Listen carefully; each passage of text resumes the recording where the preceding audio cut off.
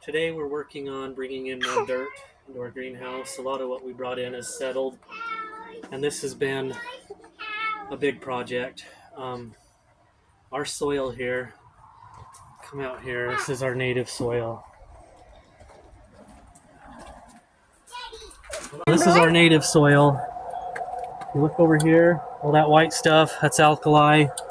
It's just a great big alkali patch. So, for our greenhouse, what we've done is we've gone up to our property up on the mountain. We've hauled a lot of dump trailer loads of this dirt down, which is much better quality.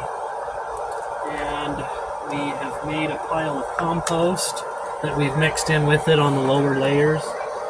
And so now it's all just settled, so we're topping off our flower beds and our garden beds and making it nice.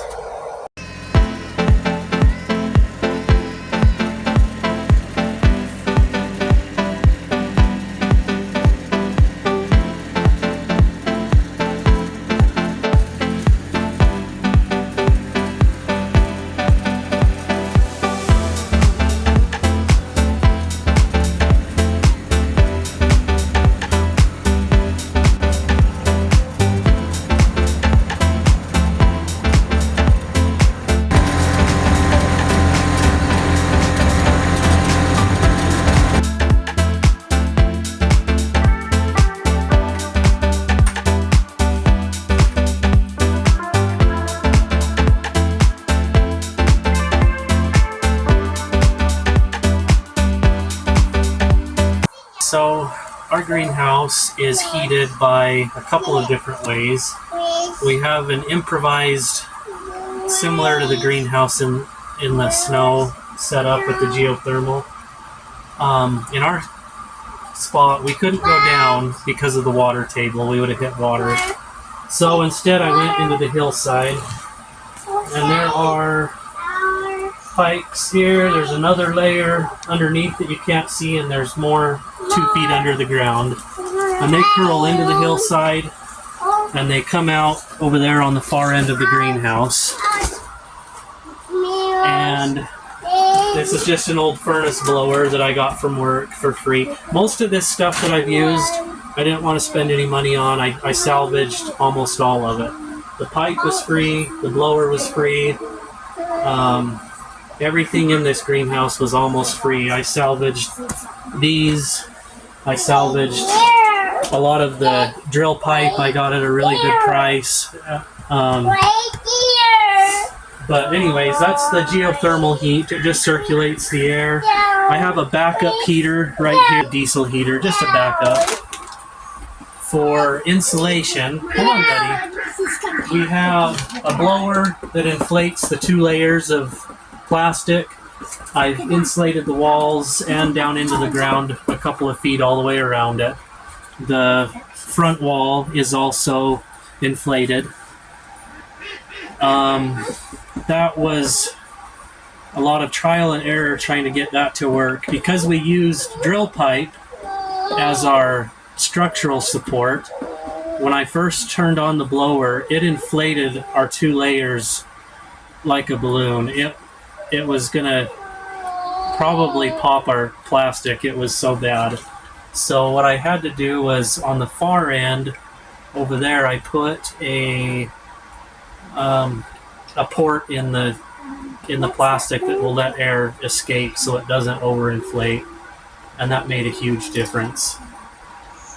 So that's more or less how the heating system works. It stays really good all year round. We almost never have to use the diesel heater. I think I filled it up at the beginning of last winter, and it's still half full. So that gives you an idea of how much it costs to heat this place. This is our compost pile. There was a couple of years ago, right about the time that we started our greenhouse, somebody had a big pile of wood chips, and they said that it was free to anybody who would come and get it. So my husband took his backhoe, and we went and loaded up a huge pile of wood chips, and we put it here and mixed it with cow manure and some grass clippings, and we covered it with a tarp for the winter. And as it would heat up, we would kind of turn it with the backhoe, keeping it like a good temperature. And then once our greenhouse was ready, we went and loaded it into there and started out with that first base layer. The other thing that we're using for compost is in our chicken coop.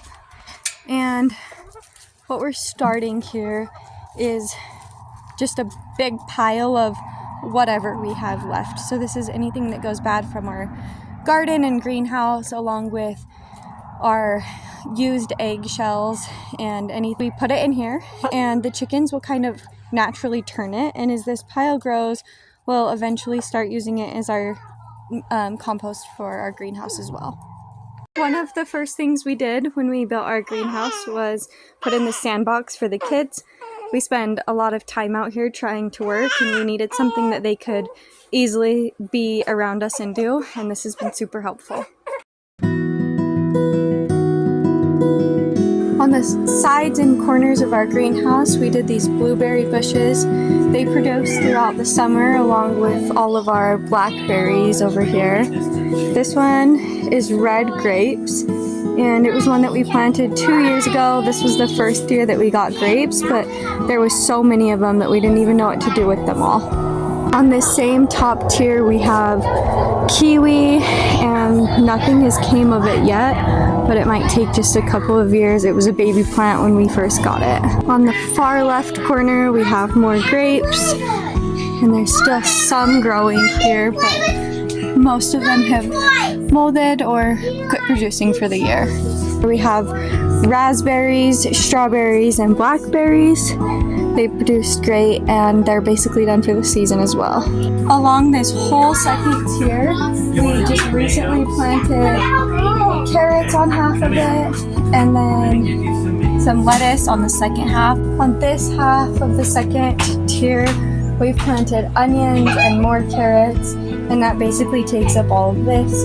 We use a ton of onions in the winter for soups and things like that, and carrots are a daily snack for my kids, so we try to keep those in good supply. On this third tier, we mostly just planted whatever seeds had sprouted that we had started in late fall, so it's kind of just a random variety of things. We have some winter squash and some tomatoes that are doing pretty well, and I'm really sure how they're going to do through the winter. We're still just trying to figure it out as we go. This is our fourth tier, and we've basically just left everything growing here that was growing in the fall. So we still have these little sweet tomatoes growing. My kids love to eat these as a snack, and we put them on salads or cook with them. We have what's left of our corn. We just picked it and ate what was left of that a couple of weeks ago, and now what's left is just pieces that didn't produce well, and we're feeding those to our cow. We also have some tomatoes and squash, as well as a raspberry plant planted on that very far end. Favorite part of our Utah geothermal greenhouse is that we can grow trees that we wouldn't have been able to keep alive otherwise. This one is an orange tree that somebody just gifted us. She had tried to keep it alive in her house and it just wasn't doing great. So we planted it in here a few months ago, and we're hoping that it does well and comes out of its shock. This is the tree I'm probably the most excited for. It's our avocado tree. And when we got it, it did have small avocado buds on it. Down here, we have Kai's favorite one. He's waited every single day to be able to pick them. And these are our 2 oranges that we have growing. This is one that we got in an order for free, and it's a key lime. And this last one I'm super excited about. It's a pomegranate tree, and we've already gotten 2 pomegranates off of it. It's ready to play, so we're going to taste it tonight and see how it tastes. You want to pull it off? Okay, ready? Good job! Mama, apple! It's a pomegranate. Seeds, remember? At the very bottom of our greenhouse, on this far side, we've added more of these culvert planter boxes and just tried to plant and keep the things down here that we want to use throughout the winter for a lot of our dinners. So we've planted more tomatoes and then just mostly a lot of other herbs. So we have basil and cilantro and things that we would try to use. The last thing we have in our greenhouse is our beet bed. We got them in spring, and decided this year to put them in our greenhouse. Alright, so we are experimenting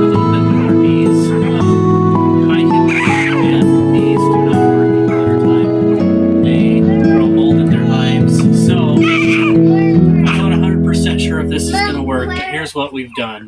On that end of the greenhouse, we have our blower that inflates the plastic, and it draws air from the outside and inflates these 2 layers, and it comes through, and right here is where I have the air coming out, and it comes through here and it exits.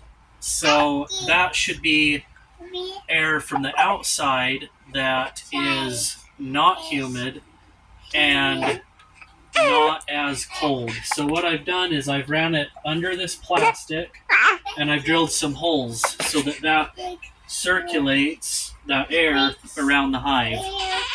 So I'm hoping that with that they can stay warm in here, that they'll benefit from the heat and not winter kill, and that air circulation will also keep the humidity levels down. I don't think we'll know until the spring whether it is a success or not, but we're hoping that this time we will keep them winterized and will work. So that's pretty much the rundown on our greenhouse and where it sits now, and we're hoping to continue to see progress and lots of growth, and that we'll be able to get better and learn more as we go.